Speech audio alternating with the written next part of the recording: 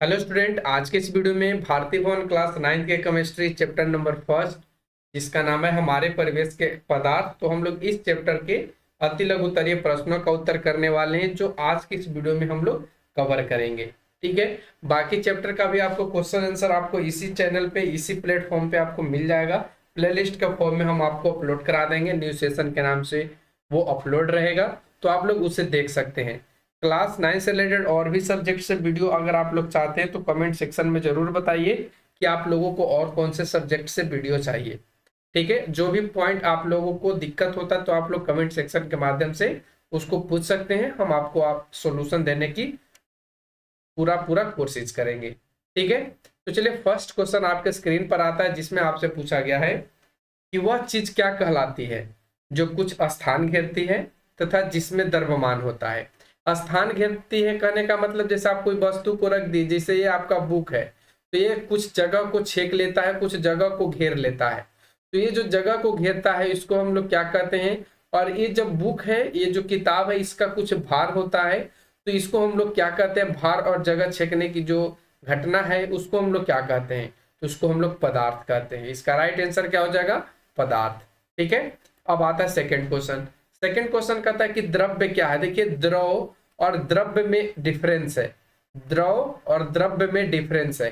द्रव के मतलब होता है तरल पदार्थ, और द्रव्य के मतलब होता है जिसको नापा या तौला जा सके, जिसको नापा या तौला जा सके, उसको हम लोग द्रव्य कहते हैं। जैसे आप सुना होगा कि कोई द्रव्य चढ़ाइए, यानी कि कहने का मतलब द्रव्य चढ़ाइए। पंडित जी आपको हमेशा कहने को मिलते होंगे, सुनने को आप लोगों को मिलता होगा, जब वो कहते होंगे कि कोई द्रव्य चढ़ाइए। द्रव्य का मतलब यहाँ पे रुपया पैसा भी हुआ।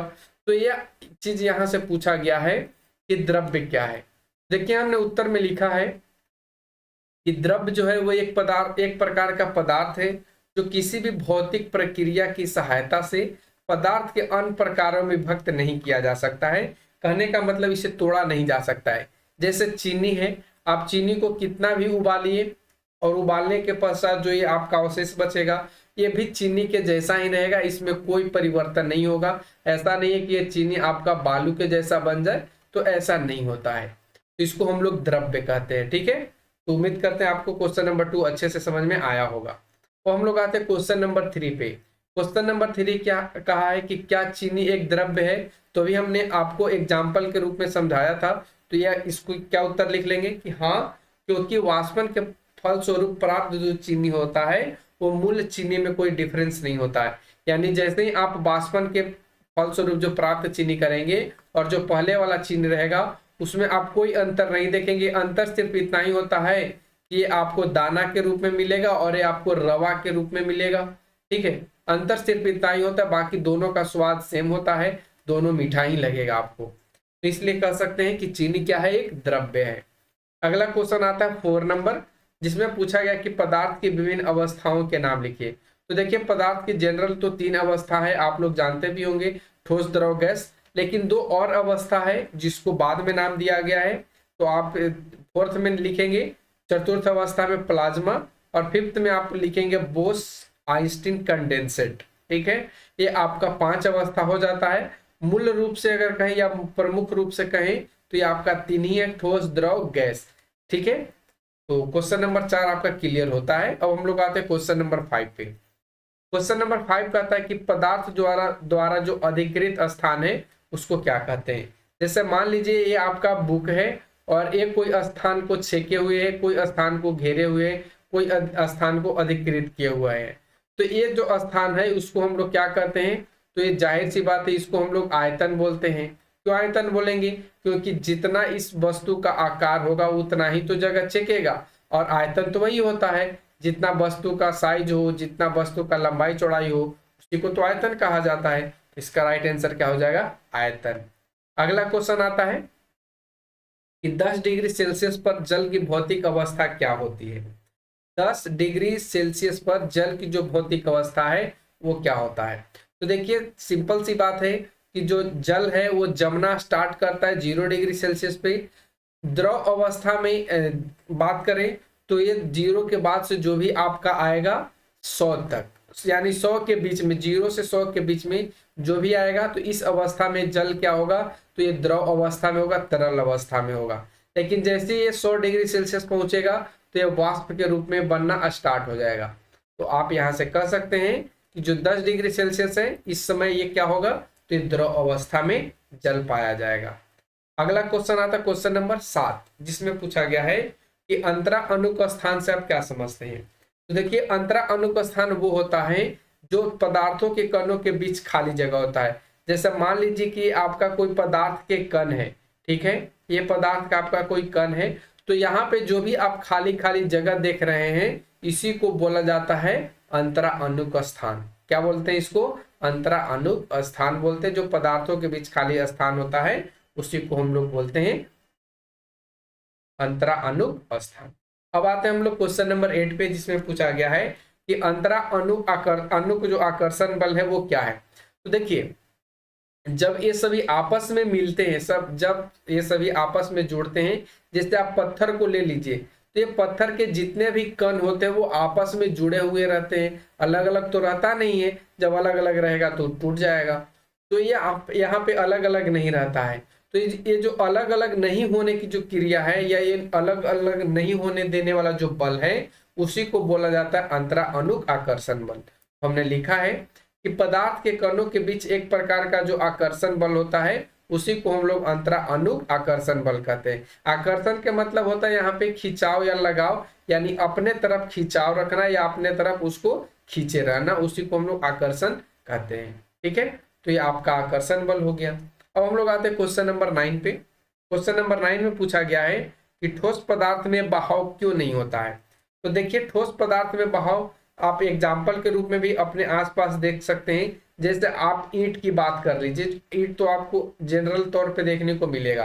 तो ईंट को आप बहाएंगे तो बहेगा क्या, नहीं बहेगा। क्यों नहीं बहेगा, क्योंकि उसके जो कण हैं वो अलग अलग नहीं होते हैं और उनके कण में जो बहने की प्रवृत्ति है वो नहीं पाई जाती है। इस वजह से कह सकते हैं कि जो ठोस पदार्थ है वो नहीं बहता है।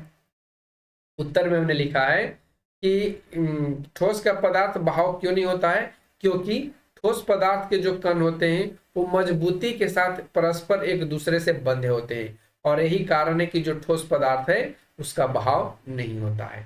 अब हम लोग आते हैं क्वेश्चन नंबर 10 पे, जिसमें पूछा गया है कि ठोस पदार्थ पर ऊष्मा का क्या प्रभाव पड़ता है। तो देखिए ठोस पदार्थ पर कहने का मतलब कोई भी आप पत्थर ले लीजिए, कुछ भी आप लीजिए, ईंट ले लीजिए, ये आपका ठोस पदार्थ है। तो जब आप इसमें क्या करेंगे, ऊष्मा देंगे, ऊष्मा का मतलब क्या करेंगे, गर्म करेंगे, तो इसमें क्या परिवर्तन आएगा, ये क्वेश्चन आपसे पूछा गया है। तो देखिए हमने उत्तर में लिखा है कि ऊष्मा के प्रभाव से ठोस पदार्थ के कणों की जो ऊर्जा है उसमें वृद्धि हो जाती है, जो उसके अंदर ऊर्जा होता है वो बढ़ जाता है। बहुत से यहाँ पे टीचर आपको यूट्यूब पे देखने को बताएंगे कि इसमें जो प्रसार है और जो संकुचन है वो बहुत धीमी गति से होता है। तो देखिए यहाँ पे प्रसार और संकुचन की बात नहीं किया गया, यहाँ सिर्फ ऊष्मा की बात किया गया है। ऊष्मा का मतलब सिर्फ गर्म करना, न कि ठंडा करना। तो बहुत से लोग यहाँ पे गर्म और ठंडा दोनों को समझा करके लिखवा दिए हैं, तो वो आपका आंसर थोड़ा सा रॉन्ग हो जाएगा, क्योंकि आपको सिर्फ ऊष्मा के बारे में लिखना है, गर्म के बारे में लिखना है। अगला क्वेश्चन आता है क्वेश्चन नंबर 11, जिसमें पूछा गया है कि उस प्रक्रिया का नाम बताएं जिसमें किसी दूषित वस्तु की जो दुर्गंध है वो चारों ओर फैल जाती है। चारों ओर क्या होता है, फैल जाता है। तो क्या मतलब वो कौन सा प्रक्रिया है, तो इसका उत्तर क्या हो जाएगा, विसरण। विसरण वो प्रक्रिया है जिसके कारण जो दूषित के मतलब खराब जो खाना होता है वो स्मेल करने लगता है, महकने लगता है, और उसका जो महकने का जो गंध है वो चारों तरफ फैल जाता है। तो कौन से क्रिया के द्वारा फैल जाता है, वो आपका विसरण क्रिया होता है।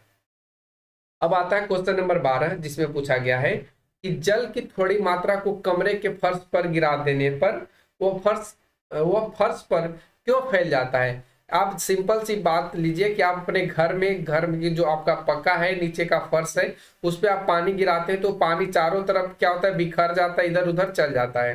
वो क्यों चल जाता है, तो इसका मेन रीजन है क्या, कि जो द्रव होता है वो तरल अवस्था में रहता है, और द्रव की जो तरलता है इसके कारण क्या होता है, वो चारों तरफ फैल जाता है।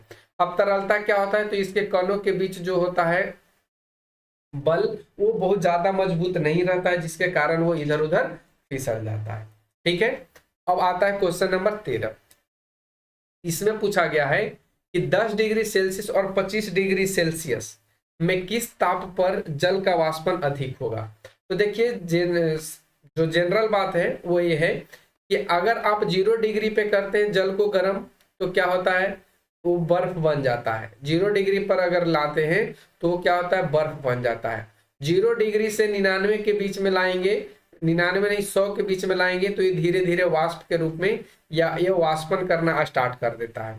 तो आप देख पा रहे हैं कि 0 से आगे की तरफ बढ़ने पर वाष्पन बढ़ रहा है। तो आप कह सकते हैं कि जो 25 डिग्री सेल्सियस है इस पर वाष्पन जल्दी होगा 10 डिग्री सेल्सियस के अपेक्षा में। तो उत्तर में हमने लिखा भी है कि 25 डिग्री सेल्सियस, क्योंकि द्रव का ताप जितना ही अधिक होगा उतना ही तीव्रता से द्रव का वाष्पन होगा। ठीक है, तो आपको ऐसे ही लिख लेना है। अब आता है क्वेश्चन नंबर 14, जिसमें पूछा गया है किसी द्रव के क्वथनांक पर वायु के दाब का क्या प्रभाव पड़ता है। तो देखिए उत्तर में हमने लिखा है कि किसी द्रव के उबलने के लिए वायु के दाब का बहुत ही अधिक प्रभाव पड़ता है, क्योंकि दाब अधिक रहने पर क्वथन भी बढ़ जाता है और कम रहने पर क्वथन कम हो जाता है। तो आप जनरल बात यहाँ पे ऐसे समझ सकते हैं कि क्वथनांक को बढ़ाने के लिए क्या चाहिए, दाब अधिक चाहिए। क्वथनांक जब कम होगा कब, जब यहाँ पे वायु का जो दाब रहेगा वो कम रहेगा। तो इस वजह से यहाँ पे जो क्वथनांक है वायु के दाब इस पर प्रभाव डालता है। कैसे डालता है ये भी आपको समझा दी यहाँ पे कि दाब ज्यादा रहेगा तो क्वथनांक बढ़ेगा, कम रहेगा तो क्या होगा, दाब घट जाएगा। दाब नहीं घटेगा, ये क्वथन जो है वो घट जाएगा। अब आते हैं क्वेश्चन नंबर 15 पे। क्वेश्चन नंबर 15 कहता है कि सामान्य दाब पर एक पदार्थ का क्वथनांक कमरे के ताप से कम है। सामान्य दाब पर एक पदार्थ है उसका जो क्वथनांक है, क्वथनांक का मतलब आप ऐसे समझिए सिंपल भाषा में उबलना, कमरे के ताप से कम होता है। तो बताइए कि पदार्थ की जो भौतिक अवस्था है वो क्या होगी। तो देखिए पहले आप समझिए, जो कमरे का ताप होता है वो 25 डिग्री सेल्सियस से लेकर 30 डिग्री सेल्सियस के बीच में होता है। अब यहाँ पे आप जानते हैं कि जो जल है वो 0 डिग्री से क्या होता है, जमना स्टार्ट हो जाता है और 0 डिग्री के बाद से पिघलना स्टार्ट हो जाता है। और इस 100 डिग्री सेल्सियस पर जाकर क्या होता है, ये वाष्प के रूप में या वाष्पन की क्रिया तेजी से होना स्टार्ट हो जाता है। तो जब आप कोई पदार्थ को कमरे के ताप से कम पे रखेंगे तो जाहिर सी बात है ये तरल अवस्था में या द्रव अवस्था में होगा। क्यों, क्योंकि 100 डिग्री के बाद जाएगा तो ये क्या होगा, गैस में बनेगा। 0 डिग्री के नजदीक जाएगा या 0 डिग्री रहेगा तो ये बर्फ जम जाएगा। तो इस वजह से आप कह सकते हैं कि जो सामान्य दाब पर पदार्थ है वो कमरे के ताप पे तरल अवस्था में पाया जाता है। इसका उत्तर हमने लिखा तरल या द्रव। अगला क्वेश्चन आता है 16 नंबर, जिसमें पूछा गया है किसी ठोस के द्रव्यमानांक की परिभाषा लिखिए। यानी यहाँ पे आपको परिभाषित करना है ठोस के द्रव्यमानांक का। द्रव्यमानांक का मतलब आप लोग जानते हैं, इसको हम लोग जमना भी कहते हैं, जम जाना। तो देखिए उत्तर में हमने लिखा है कि जिस ताप पर कोई ठोस पदार्थ पिघलकर द्रव के रूप में परिवर्तित होता है, ठोस पदार्थ क्या होता है, द्रव के रूप में पिघलकर पदार्थ जो है वो पिघलकर द्रव के रूप में परिवर्तित होता है, तो उसको हम लोग द्रव्यमानांक कहते हैं। तो याद रखना है आपको इस परिभाषा को। अगला क्वेश्चन आता है 17 नंबर, जिसमें पूछा गया है क्या होता है जब जल को 0 डिग्री सेल्सियस तक ठंडा किया जाता है। तो अभी आपको हम समझा चुके हैं बहुत बार कि जब 0 डिग्री सेल्सियस पे आप बर्फ को ठंडा करेंगे तो ये बर्फ बन जाएगा या जम जाएगा या ये अपना ठोस रूप में आ जाएगा। कुछ भी आपसे पूछा जा सकता है, तो ये तीनों चीज को आप ध्यान में रखेंगे।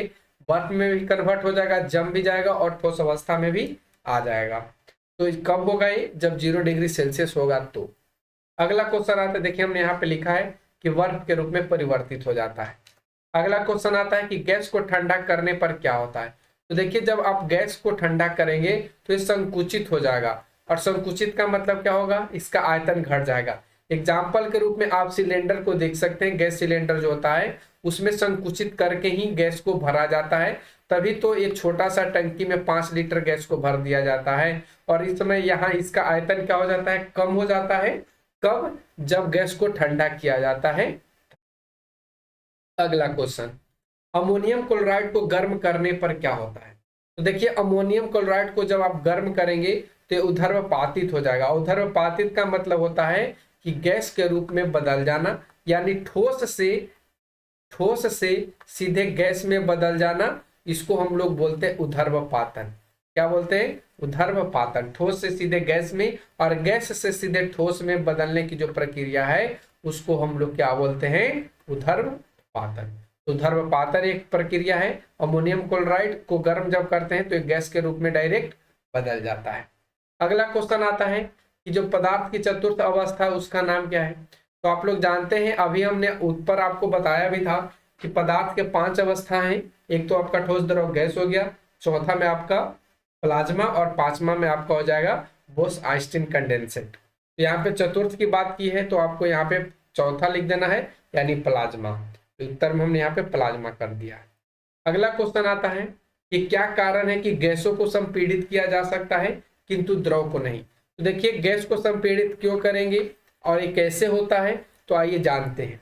तो उत्तर में हमने लिखा है कि द्रव में जो अंतरा अणु का स्थान होता है वो गैस की तुलना में कम होता है। गैसों को संपीड़ित करने में क्या रीजन आया कि यहाँ पे जो अंतरा अणु का स्थान है वो गैसों की तुलना द्रव की तुलना में गैस में ज्यादा होता है, और द्रव में क्या होता है? गैसों की तुलना में कम होता है। तो इस वजह से हम कह सकते हैं कि गैस को संपीड़ित कर सकते हैं, द्रव को संपीड़ित नहीं कर सकते हैं। तो ये आपका क्वेश्चन नंबर 21 क्लियर हो गया। और हम लोग आते हैं क्वेश्चन नंबर 22, है कि उस गैस का नाम बताएं जिसकी आपूर्ति अस्पतालों में द्रव रूप में की जाती है। तो देखिए अस्पतालों में जो द्रव रूप में की जाती है उसका नाम है ऑक्सीजन। क्या नाम है उसका? ऑक्सीजन। तो आप यहाँ पे इसका उत्तर लिख लेंगे ऑक्सीजन। क्वेश्चन नंबर 23 आता है जिसमें पूछा गया है किसी पदार्थ का जो ताप है वो 35 डिग्री सेल्सियस है, तो केल्विन स्केल में इसका माप क्या होगा? तो ये तो बड़ी इजी क्वेश्चन है और ये आप लोग कमेंट सेक्शन में इसको जरूर बताइएगा कि इसका राइट आंसर क्या होगा। बहुत इजी क्वेश्चन है। आपको थोड़ा सा हिंट्स दे देते हैं कि डिग्री सेल्सियस बराबर जो फॉर्मूला होता है वो होता है 273 प्लस डिग्री सेल्सियस। 273 के प्लस यहाँ पे डिग्री सेल्सियस भी कर सकते हैं। अब इसको ऐड कर दीजिए। अब जो ऐड करके आ जाएगा वो आपका आंसर हो जाएगा। केल्विन बराबर आप लिख लेंगे, केल्विन बराबर, सॉरी यहाँ पे आप केल्विन बराबर लिखेंगे 273 के प्लस डिग्री सेल्सियस। ठीक है, डिग्री सेल्सियस। अगला क्वेश्चन आता है क्वेश्चन नंबर 24 कि सामान्य दाब पर जल के एक नमूने का क्वथनांक 102 डिग्री सेल्सियस है, क्या यह जल शुद्ध है? तो देखिए जब 100 डिग्री सेल्सियस रहेगा तो ये उबलना स्टार्ट करेगा। जैसे ही इसका क्वथनांक 102 डिग्री सेल्सियस हो गया तो इसका मतलब हो गया कि इसमें अशुद्धि मिला हुआ है। जब अशुद्धि मिला हुआ है तो जल क्या होगा? अशुद्ध होगा। 100 डिग्री पर ये स्वतः अपने आप उबलना स्टार्ट कर देता है, जो जल शुद्ध होता है। तो शुद्ध होने पर ये 100 डिग्री पर लेता है, तो यहाँ पे 2 डिग्री जो ज्यादा ले रहा है इसका मतलब है कि जल में कुछ अशुद्धि मिला हुआ है, उसमें कुछ दूसरा पदार्थ मिला हुआ, इसके वजह से वो 100 डिग्री सेल्सियस के जगह पे 102 डिग्री सेल्सियस ले रहा है। तो इसका राइट आंसर क्या होगा कि नहीं, यह जो जल होगा वो अशुद्ध होगा, यानी ये जल शुद्ध नहीं है, ये अशुद्ध जल होगा। अगला क्वेश्चन आता है 25 नंबर जिसमें पूछा गया है कि उबलते हुए जल की तुलना में उसका भाप अधिक जलन पैदा करता है, क्यों? इसका राइट आंसर क्या होगा? बाष्पन की गुप्त ऊष्मा के कारण। बाष्पन की जो गुप्त ऊष्मा है उसमें आप देखेंगे कि जो भाप होता है वो ऐसे जो जलेगा उससे वो ज्यादा खतरनाक होता है या उससे ज्यादा वो जलन पैदा करता है। ठीक है, ये तो गुप्त ऊष्मा के कारण होता है। क्वेश्चन नंबर 26 देखिए यहाँ पे शॉर्ट में आंसर लिखना है, इसलिए हम यहाँ पे आपको शॉर्ट में लिख करके बताए हैं। जो आपका लघु उत्तरीय रहेगा उसमें आपको बड़ा क्वेश्चन का आंसर मिलेगा और वहां पे आपको बड़ा लिखना ही पड़ेगा, और ये शॉर्ट है तो आपको शॉर्ट में ही इसको जवाब देना है, इसलिए हम यहाँ पे शॉर्ट लिखवाए हैं। क्वेश्चन नंबर 26 है जिसमें पूछा गया है क्या अमोनिया की जो गैसीय अवस्था है उसको वाष्प कहा जा सकता है? इसका उत्तर होगा नहीं। क्यों? क्योंकि जो अमोनिया होता है वो कमरे के ताप पर द्रव अवस्था में नहीं होता है। कमरे के ताप पर वो क्या होता है? द्रव अवस्था में नहीं होता है। इस वजह से कह सकते हैं कि ये जो अमोनिया है वो उसको हम लोग वाष्प नहीं कह सकते। ठीक है, अगला क्वेश्चन आता है 27 नंबर जिसमें पूछा गया है कि एक ऐसे पदार्थ का नाम लिखें जिसे गर्म या ठंडा करने पर उसकी अवस्था में परिवर्तन हो जाए। तो इसका सिंपल सा एग्जांपल है जल। जब आप जल को 0 डिग्री सेल्सियस पे ठंडा करेंगे तो वो बर्फ में कन्वर्ट होगा, और जैसे ये 0 डिग्री से आप इसका तापमान 100 डिग्री सेल्सियस पर ले जाएंगे तो ये उबलना स्टार्ट कर देगा। तो आप यहाँ पे लिख सकते हैं इसको। उत्तर में हमने लिखा है, यहाँ पे नहीं लिखा है तो आप लोग लिख लीजिए यहाँ पे जल। ठीक है, अगला क्वेश्चन 28 नंबर, जिसमें पूछा गया है कि एल्कोहल और ईथर में किसका वाष्पन तीव्रता से होगा। तो देखिए उत्तर में हमने लिखा है ईथर का। क्यों ईथर का होगा तीव्रता से वाष्पन? क्योंकि एल्कोहल का जो क्वथनांक होता है वो 78 डिग्री सेल्सियस होता है, जबकि ईथर का जो क्वथनांक है वो 34 डिग्री। यानी कहने का सिंपल मतलब है कि जो एल्कोहल है, जब आप इसको 78 डिग्री सेल्सियस टेम्परेचर देंगे, तापमान देंगे, तो ये उबलना स्टार्ट करेगा। लेकिन जब ईथर है, इसको आप 34 डिग्री सेल्सियस देंगे तो ये उबलना स्टार्ट कर देगा। तो जाहिर सी बात है ईथर का जो वाष्पन होगा वो एल्कोहल से तीव्र होगा या ज्यादा होगा। उम्मीद करते सारे क्वेश्चन आप लोगों को समझ में आया होगा, आप लोग इसका आंसर भी लिख पाए होंगे। तो आज के वीडियो में बस इतना ही। आपके चैप्टर में इतना ही क्वेश्चन है। इसके आगे आने वाले चैप्टर के बारे में आप लोग अपडेट रहिए, चैनल को सब्सक्राइब करके रखिए। तो thanks for watching, take care, bye bye.